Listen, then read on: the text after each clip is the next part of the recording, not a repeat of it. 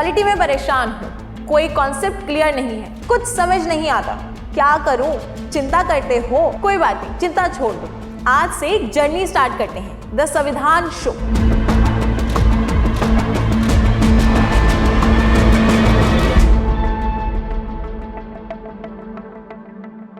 जिसमें सारे कॉन्सेप्ट्स होंगे क्लियर और एग्जाम स्कोर्स होंगे बूस्ट।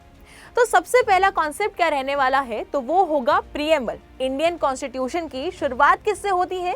भाई इंडियन कॉन्स्टिट्यूशन के एक इंट्रोडक्शन से, जिसको हम प्रीएम्बल कहते हैं। तो इमेजिन करो कि आप किसी घर की एंट्री पे हो और गेट पर एक बोर्ड लगा है जिसमें लिखा हो कि इस घर के वैल्यूज क्या होंगे, इस घर के रूल्स क्या होंगे और घर का अल्टीमेट गोल जो है वो क्या होगा।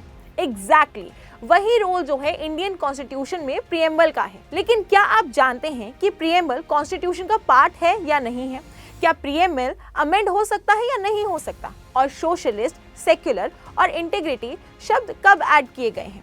आज की क्लास के बाद प्रीएम्बल से एक भी क्वेश्चन गलत नहीं होगा। तो दोस्तों, कॉन्स्टिट्यूशन का सबसे इंपॉर्टेंट और सबसे फ्रीक्वेंटली आस्क्ड टॉपिक है प्रीएम्बल। इसे कॉन्स्टिट्यूशन की सोल, एसेंस, प्रीफेस कहा जाता है। सबसे पहले प्रीएम्बल की फर्स्ट लाइन क्या कहती है? We the people of India. मैं आपसे पूछना चाहती हूँ, यहाँ कॉन्स्टिट्यूशन का सोर्स अथॉरिटी कौन होगा? क्या वो गवर्नमेंट होगी? क्या वो पार्लियामेंट होगा? या वो सुप्रीम कोर्ट होगा? नहीं, we the people of India, यानी कॉन्स्टिट्यूशन की अल्टीमेट पावर इंडियन पीपल के पास है।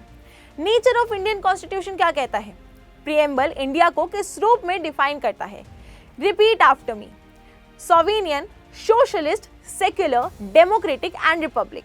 एग्जाम में सबसे ज्यादा क्वेश्चन इसी लाइन से पूछे जाते हैं। चलिए एक एक करके समझते हैं। सोविनियन, सोविनियन का मतलब क्या है?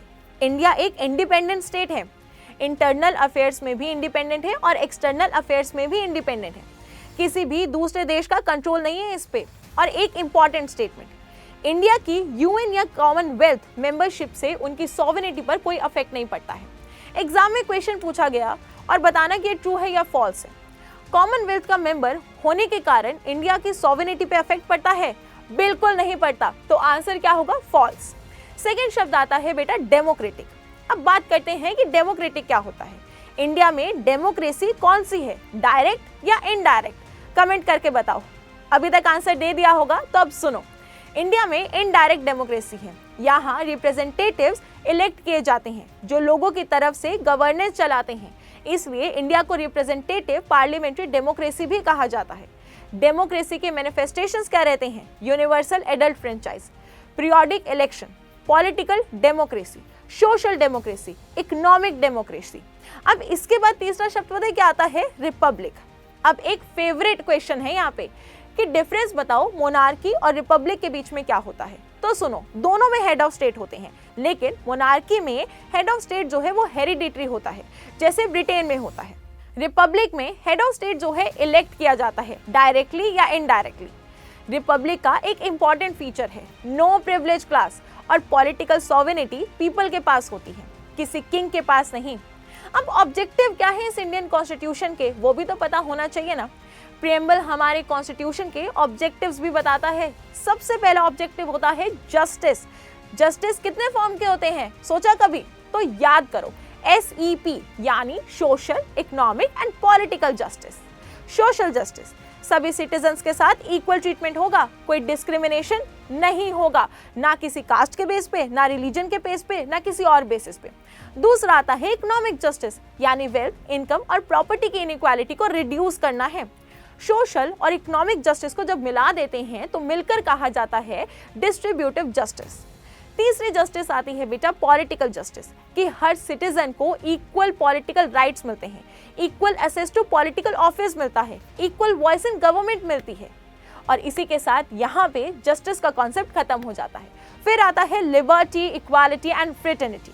ये तीन कॉन्सेप्ट कहाँ से लिए गए हैं? अरे भाई, फ्रेंच रेवोल्यूशन से लिए गए हैं। और एक important statement, this three form of Trinity, एक को बाकी दो से अलग नहीं किया जा सकता।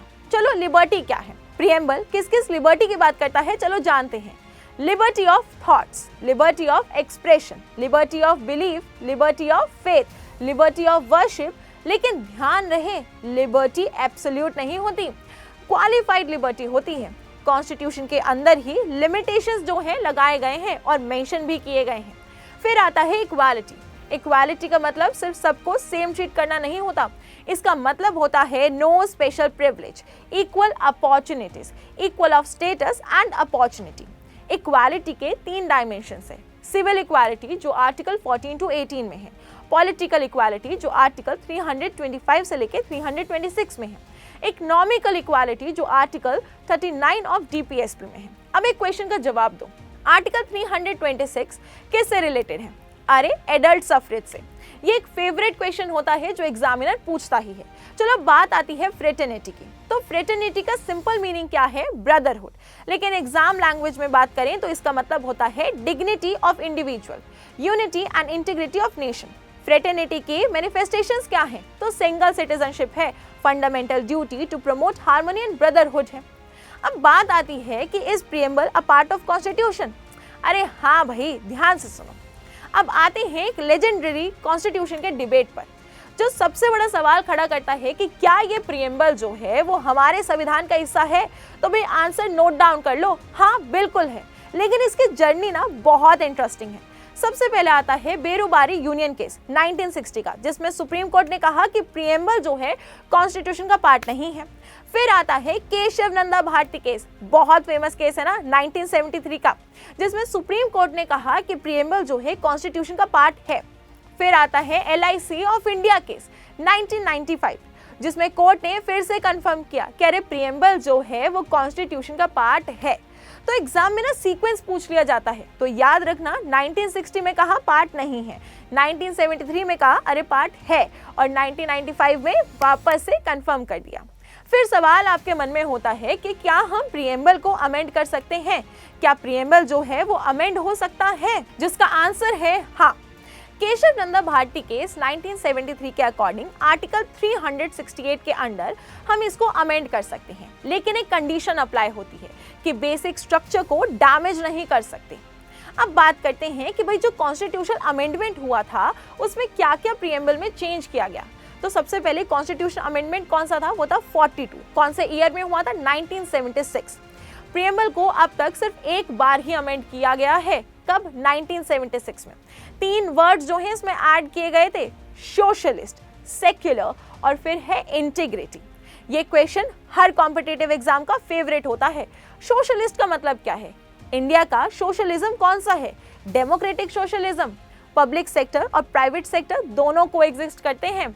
मिक्स्ड इकोनॉमी देखने को मिलती है। इंडियन कम्युनिस्ट सोशलिज्म को फॉलो नहीं करता। यहाँ प्राइवेट प्रॉपर्टी एबॉलिश नहीं की गई है। सेक्युलर का मतलब क्या होता है? इंडिया का सेक्युलरिज्म जो है पॉजिटिव सेक्युलरिज्म है। स्टेट सभी रिलीजन्स को इक्वल स्टेटस देता है और सपोर्ट भी देता है, जिसमें इंपॉर्टेंट आर्टिकल्स कौन से हैं बेटा? आर्टिकल 25 to 28 जो फ्रीडम ऑफ रिलीजन के बारे में दर्शाते हैं। फिर आती है तीसरी टर्म जो है इंटीग्रिटी। इंटीग्रिटी वर्ड क्यों ऐड किया गया? नेशन की यूनिटी को और स्ट्रॉन्ग करने के लिए। इंडिया जैसी डाइवर्स कंट्री में caste, class, region, religion, language, sex, ideologies सब जोड़कर एक नेशन बनाने की इंटीग्रिटी का एसेंस है ये। अब बात करते हैं कि प्रीएम्बल का सिग्निफिकेंस क्या है। अगर एक लाइन में पूछा जाए तो बोल देना कि प्रीएम्बल क्या है? Soul of Indian constitution. ये कॉन्स्टिट्यूशन का बेसिक फिलॉसफी और फंडामेंटल वैल्यूज को एम्बॉडी करता है। ये कॉन्स्टिट्यूट असेंबली की ग्रैंड विजन को रिफ्लेक्ट करता है और पंडित जवाहरलाल नेहरू के ऑब्जेक्टिव रेजोल्यूशन पर बेस्ड है, जो दिसंबर 1946 में मूव हुआ और जनवरी 1947 में एडॉप्ट हुआ।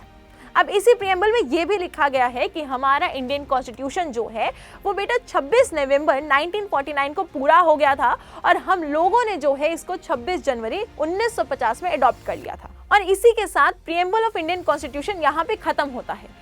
लेकिन ऐसे ही इंटरेस्टिंग वे से भारत के संविधान को समझना है, एग्जाम में कोई क्वेश्चन जो है पॉलिटी से गलत ना हो, ऐसे कॉन्सेप्ट क्लियर हो जाएं, तो अभी इस चैनल को सब्सक्राइब कर लो। और हाँ, अपने दोस्त को भी कॉन्सेप्ट क्लियरेंस के लिए ये वीडियो शेयर कर दो। और भाई मुझे पता है तुम्हें ये वीडियो पसंद आई है, तभी तो यहाँ तक हो, तो फटाफट से लाइक कर दो। इसी के साथ मिलते हैं बेटा अगले सेशन में, जहाँ पे हम एक नई स्टोरी ऑफ इंडियन कॉन्स्टिट्यूशन को क्या करेंगे? डिकोड करेंगे।